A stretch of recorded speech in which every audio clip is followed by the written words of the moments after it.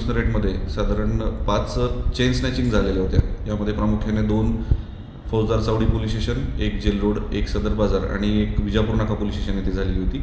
या सगळ्या एकाच गँगनी केल्या असल्याचे तपासामध्ये लिंक्स जुळल्या गेल्या आणि फौजदार चावडीच्या गुन्हे शोध पथकाने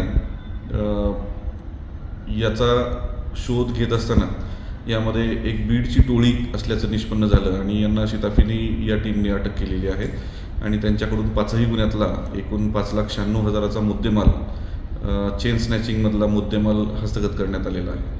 किमया ग्रुप घेऊन येत आहे जुळे सोलापुरात आपल्या स्वप्नांना प्रत्यक्षात साकारणारा 168 2 BHK आणि 3 BHK लक्झुरियस फ्लॅट्सचा भव्य प्रकल्प.